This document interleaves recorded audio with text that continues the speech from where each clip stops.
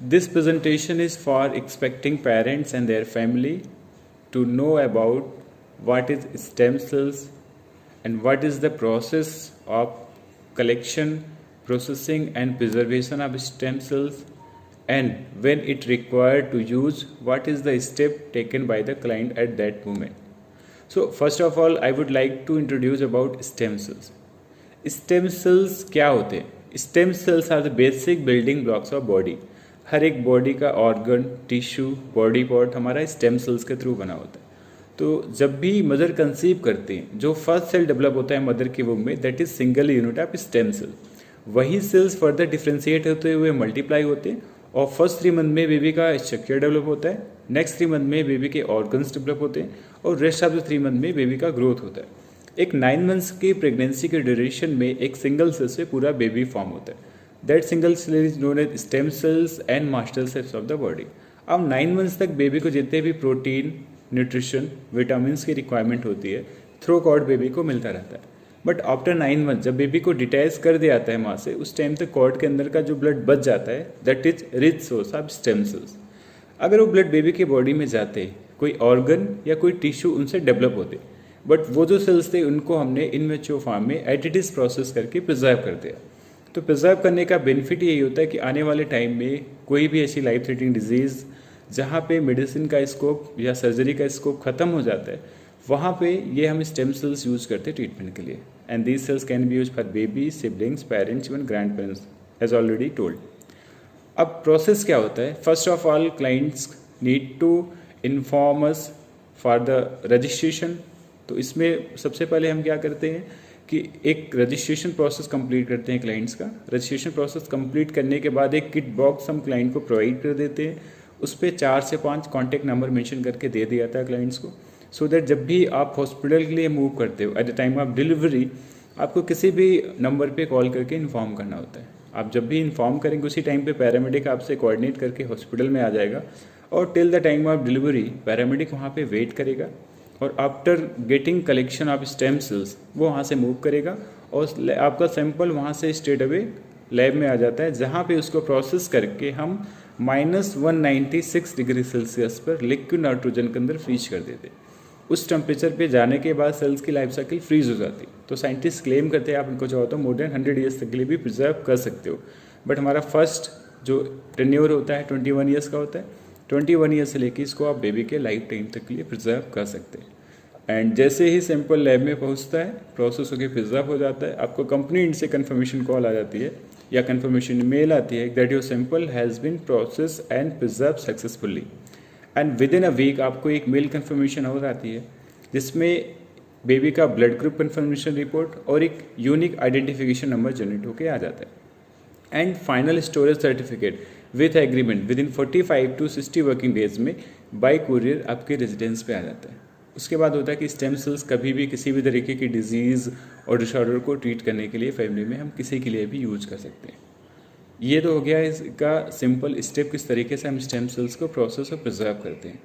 अब मैं आपको बताता हूँ कि स्टेम सेल्स के कई और भी सोर्सेज होते हैं. जैसे तो एक कॉर्ड ब्लड बैंकिंग है जो आज के टाइम पे हम कर रहे हैं, जिसके अगेंस्ट मैंने आपको प्रेजेंटेशन बनाया है. और इसके साथ साथ अगर मैं बात करता हूँ स्टेम सेल्स के सोर्सेज की, तो आपने सुना होगा bone marrow transplant. Bone marrow भी स्टेम सेल्स का सोर्स होता है. पेरिफेरल ब्लड होता है, टीथ पल्प होता है और ऐसे बहुत सारे और भी सोर्सेज होते हैं स्टेम सेल्स के. But cord blood is one of the finest way to preserve that umbilical cord. Reason क्या होता है कि यहाँ पे कोई भी प्रॉब्लम नहीं होती है मदर और बेबी को सैंपल कलेक्ट करने के लिए. दूसरा सबसे रिचेस्ट सोर्स होता है स्टेम सेल्स का, क्योंकि यहाँ पे नंबर्स ऑफ सेल्स हमें ज़्यादा मिलते हैं और इसमें कलेक्शन प्रोसीजर में भी कोई भी प्रॉब्लम नहीं होती, न ही मदर को न ही बेबी को. क्योंकि जो वेस्टेज पोर्शन होता है जिसको डॉक्टर डिस्कार्ड कर देते हैं एज अ बायोलॉजिकल वेस्टेज, उस कॉर्ड को हमारी कंपनी प्रोसेस करके प्रिजर्व करती है. और एक्सपर्ट आते हैं कॉर्ड ब्लड कलेक्ट करने के लिए, उसमें भी कोई डरने की बात नहीं है कि सैंपल प्रॉपर तरीके से कलेक्ट हो पाएगा या नहीं.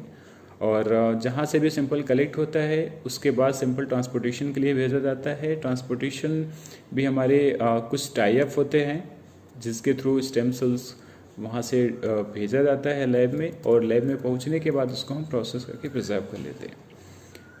एंड इसके अलावा अगर मैं आपसे बात करूँ कि सर्टिफिकेशन वगैरह हम आपको प्रोवाइड ही कर देते हैं with in 45 to 60 days. Now the question is what are the services which are company is providing. अब उस पर हम बात कर लेते हैं. अब होता क्या है कि इसमें हम दो तरीके की सेल्स को प्रिजर्व करते हैं. अम्बिलिकल कॉर्ड की कलेक्शन के टाइम पे हमें दो चीज़ें मिलती है. एक होता है कॉर्ड ब्लड स्टेम सेल, जो ब्लड पोर्शन होता है कॉर्ड के अंदर. दूसरा होता है टिश्यू स्टेम सेल. दोनों को हम कलेक्ट करते हैं डिलीवरी के टाइम पे. कॉर्ड ब्लड स्टेम सेल जो होता है जितने भी ब्लड से रिलेटेड डिजीज़ होती है वहाँ पर यूज़ होता है, जैसे कि blood cancer, leukemia, thalassemia, acute leukemia, multiple myeloma, ऐसे मोर देन 80+ लिस्टेड डिजीज़ है जो कि अप्रूव्ड हो चुकी है. वहाँ पे कभी भी स्टेम सेल्स रिक्वायरमेंट होगी वहाँ पे हम कॉर्ड ब्लड स्टेम सेल्स को प्रोवाइड कराएंगे ट्रीटमेंट के लिए. कॉर्ड ब्लड स्टेम सेल जितने भी ब्लड से रिलेटेड डिजीज़ है, हमारे बॉडी में लिक्विड फॉर्म में ब्लड होता है, तो ब्लड से रिलेटेड कोई भी डिजीज़ या डिसऑर्डर होगा वहाँ पे हम कॉर्ड ब्लड स्टेम सेल्स को यूज़ करेंगे ट्रीटमेंट के लिए. अब होता है क्या है कि जब भी स्टेम सेल्स रिक्वायरमेंट होता है ट्रीटमेंट के लिए, स्पेशली ब्लड स्टेम सेल्स, वहाँ पे एक मैचिंग क्राइटेरिया रिक्वायरमेंट होता है, that is called HLA matching. HLA stand for human leukocyte antigen, यानी कि जो स्टेम सेल्स पाए जाते हैं हमारे बॉडी में उसके ऊपर 6 लेयर ऑफ प्रोटीन्स होते हैं जो 3 मदर के साइड से आते हैं और 3 फादर के साइड से आते हैं. तो आप या तो ऐसा समझ सकते हैं कि जो स्टेम सेल्स में HLA मैचिंग होती है 50% मैचिंग फादर की तरफ से होता है, 50% मदर की तरफ से होता है. तो जब भी स्टेम सेल्स रिक्वायरमेंट होता है फैमिली में ट्रीटमेंट के लिए तो फर्स्ट क्राइटेरिया हमारा होता है हम HLA मैच कराते हैं डोनर और रेसिपिएंट का. अब गॉड फॉरबिड कभी भी फ्यूचर में रिक्वायरमेंट होती है फैमिली में किसी के लिए भी, मतलब रेसिपिएंट में कोई भी हो सकता है. डोनर तो बेबी हो गया जिसका स्टेम हमने प्रिजर्व किया है. रेसिपिएंट में बेबी खुद हो सकता है, बेबी का सिबलिंग्स हो सकते हैं, parents, even grand parents for both side, maternal and paternal. तो जब भी रिक्वायरमेंट होती है तो फर्स्ट क्राइटेरिया होता है कि डोनर और रेसिपिएंट दोनों का हम HLA मैच कराते हैं. HLA मैच कराते हैं और HLA मैच करने के बाद जहाँ पे भी स्टेम सेल्स की रिक्वायरमेंट होती है डॉक्टर के टेबल तक स्टेम सेल्स पहुँचाने की गारंटी हमारी होती है. अभी मैं आपको सर्विसेज पार्ट में क्लियर करूँगा कि हमारा फ्री वर्ल्ड वाइड शिपमेंट होता है कि इन इंडिया, आउटसाइड इंडिया, जहाँ पे भी स्टेम सेल्स की रिक्वायरमेंट होती है वहाँ पे ये सेल्स क्लाइंट को फ्री ऑफ कॉस्ट प्रोवाइड किया जाता है.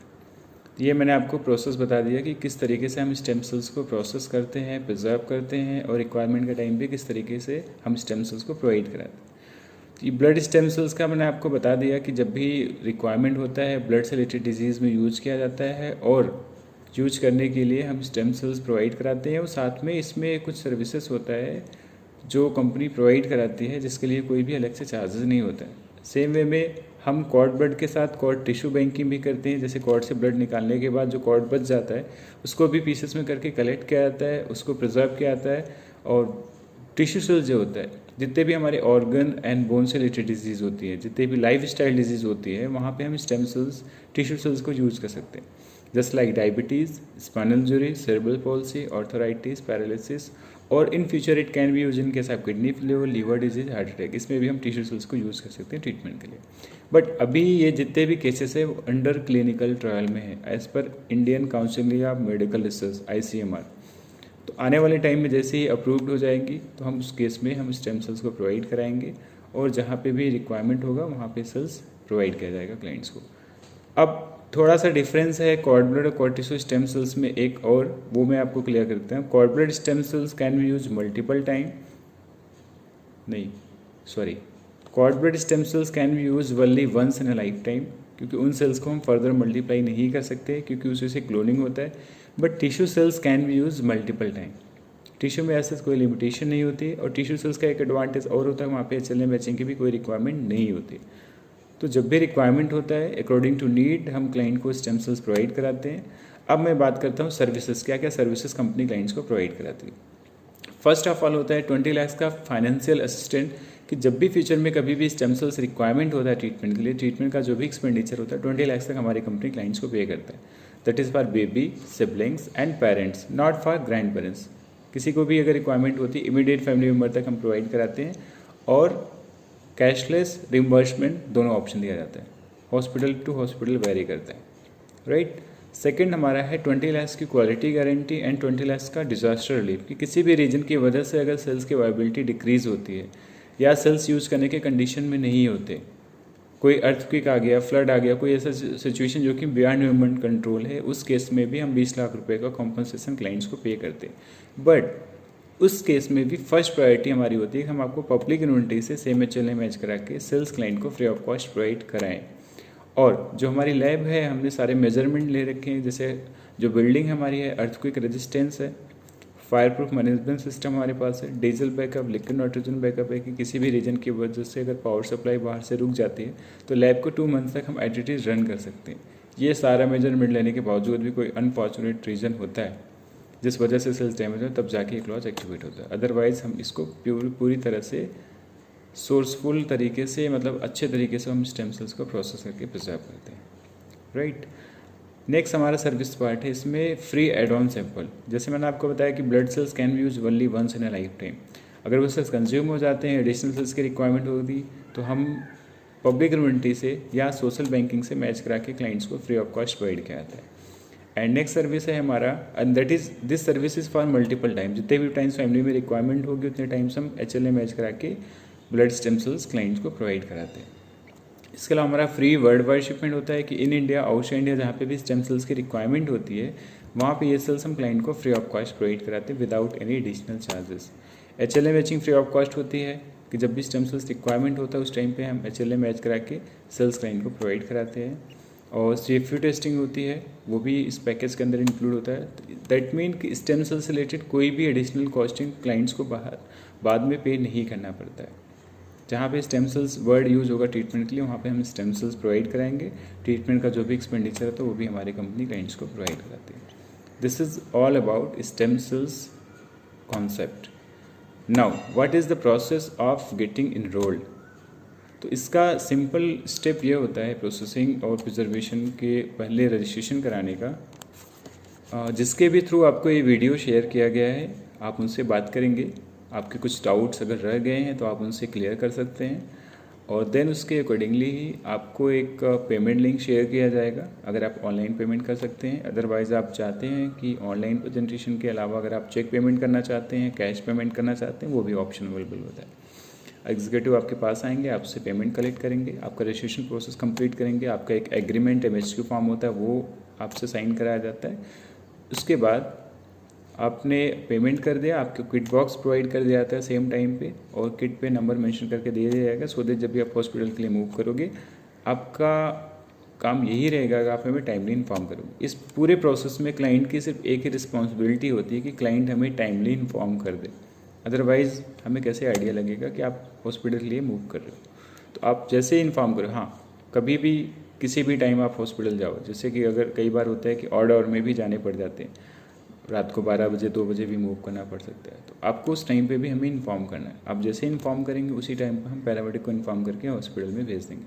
पैरामेडिक आपसे कोऑर्डिनेट करके हॉस्पिटल में आएगा, till the time of delivery वहाँ पे वेट करता है। अगर डिलीवरी में टाइम होता है तो वापस घर चला जाएगा, दोबारा से आएगा, सैंपल कलेक्ट करेगा, जब भी आप बुलाएंगे फिर सैंपल लेके स्ट्रेट अवे यहाँ से गुड़गांव के लिए मूव कर जाता है, जहाँ पे हमारी प्रोसेसिंग यूनिट है, जहाँ पे इसको प्रोसेस करके हम प्रिजर्व कर देते हैं। That's all about stem cells concept. Thank you so much for listening and watching this video.